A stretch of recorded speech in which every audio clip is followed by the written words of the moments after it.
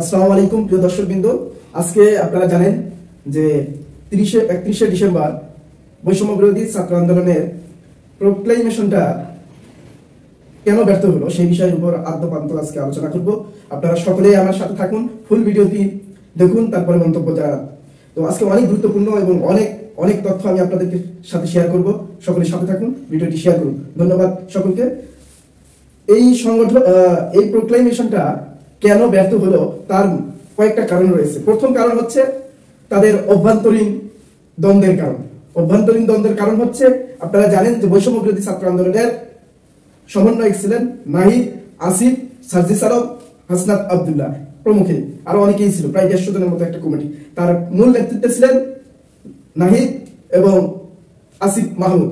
তো তারা এবং মাহফুজ আলমের ছিলেন লিয়াজু কমিটির সদস্য। তো তিনজন এই সংগঠনের মূল নেতৃত্ব থাকার কারণে তারা সরকারের বিভিন্ন উপদেষ্টার দায়িত্ব তারা নিয়েছেন। আর বাকিরা নাগরিক কমিটিতে চলে গেছেন, আর কিছু সংখ্যক চলে গেছেন বৈষম্য বিরোধী ছাত্র আন্দোলনে। ফলে এটা তিনটা মেরুকরণ হয়েছে।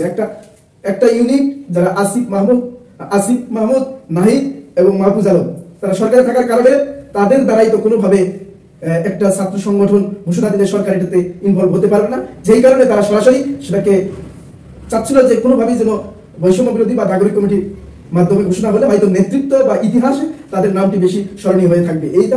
এই জায়গা থেকে কিছুটা বাধাগ্রস্ত হয়েছে, দ্বিমত তৈরি হয়েছে।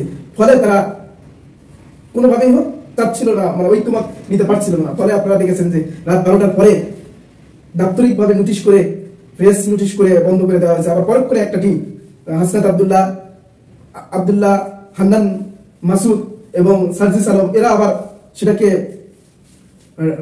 ইউনিটি ফর ঢাকা মার্চ নামে নতুন একটা কর্মসূচি দিয়ে দেয়, যাতে করে সব দিকে তারা বিচার বিশ্লেষণ করে তারা ঐক্যমত না হতে পারে।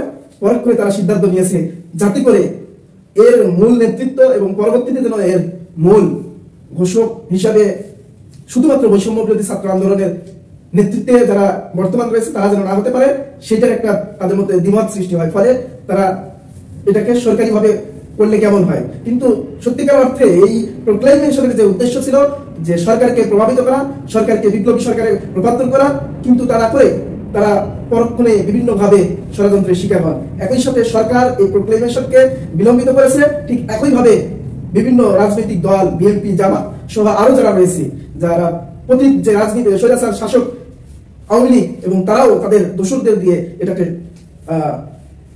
ব্যর্থ করার অনেক ধরনের ষড়যন্ত্র করেছে। সেই সাথে শুধু তারাই নয়, এদের সাথে দেশীয় এবং আন্তর্জাতিকও ষড়যন্ত্র রয়েছে। আমরা জানি, আপনারা জানেন যে এই বর্তমান যে অন্তর্বর্তীকালীন সরকার রয়েছে, এইখানে সরাসরি ভারতীয় প্ররোচনায় বা তাদের প্রস্তাবে উপদেষ্টা পরিষদের এখনো তাদের প্রভাব রয়েছে। ঠিক একইভাবে আওয়ামী লীগেরও প্রভাব রয়েছে, এবং সেই সাথে আমাদের মধ্যে তো বিশাল বড় একটা প্রশাসন লীগে পরিণত হয়ে আছে। এখনো তাদের নেতৃত্বে দেশ চলতেছে, সেনাবাহিনী চলতেছে এবং সরকারও চলতেছে।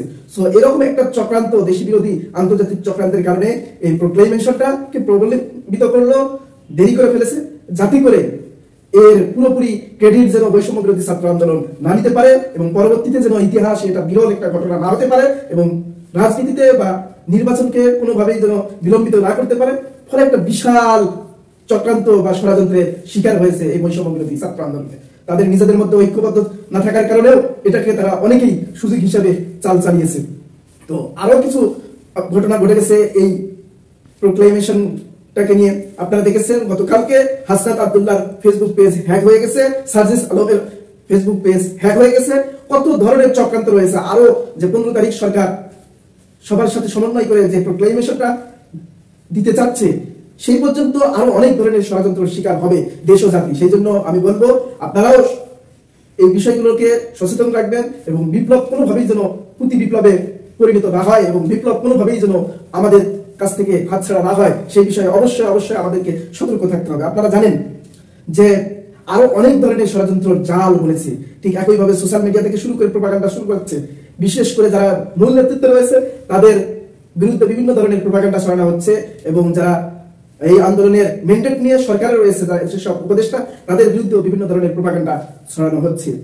কারণ যাতে করে এই সরকার বেশি দিন টিকে থাকতে না পারে, এবং আওয়ামী লীগের পুনর্বাসন যেটা হয় সেটা করতে পারে, সেই দিকে চক্রান্ত করতেছে। ঠিক একইভাবে আপনারা জানেন যে নির্বাচন যদি একটু দেরিতে হয়, বিশেষ করে জামাত, বিএনপি সহ অন্যান্য দলের তারা ক্ষমতায় তো যাওয়ার জন্য উদ্গ্রীব হয়ে আছে, কখন নির্বাচন দিবে আর কখন তারা ক্ষমতায় যাবে। কিন্তু বর্তমান যে দেশের অবস্থা, এই অবস্থায় কোনোভাবেই নির্বাচন দেওয়া ঠিক হবে না। কারণ একটাই, রাষ্ট্রের গত 53 বছরে কোন রাজনৈতিক দল এই রাষ্ট্রকে সঠিকভাবে পরিচালনা করতে পারেনি। মহান মুক্তিযুদ্ধের যে চেতনা ছিল সাম্য, মানবিক মর্যাদা এবং ন্যায় বিচার প্রতিষ্ঠার লক্ষ্যে যে মুক্তিযুদ্ধ হয়েছিল, সেই উদ্দেশ্যে কেউ গত 53 বছর জনগণকে এই মুক্তিযুদ্ধের মহান চেতনাকে ধারণ করে রাষ্ট্র পরিচালনা করতে পারে না। সেই জন্য আমাদের যে 53 বছর পর ছাত্র জনতার আন্দোলনের মাধ্যমে যে বিপ্লব বা গণ অভ্যুত্থান সৃষ্টি হয়েছে, সেইটাকে অবশ্যই প্রতিষ্ঠিত করতে হবে এবং রাষ্ট্রকে বিনির্মাণের জন্য রাষ্ট্র সংস্কার করতে হবে। রাষ্ট্রের প্রতিটা জায়গায় সংস্কার করতে হবে। বিশেষ করে নির্বাচন ব্যবস্থাকে সংস্কার করতে হবে, বিচার বিভাগের সংস্কার করতে হবে এবং সংসদ এবং প্রশাসনের বিভিন্ন দপ্তরগুলোকে, মন্ত্রণালয়গুলোকে সংস্কার করতে হবে। ধন্যবাদ সকলকে। ভিডিওটি সকলকে শেয়ার করে দিন। দেখা হবে নতুন কোনো ভিডিও নিয়ে। আসসালামু আলাইকুম।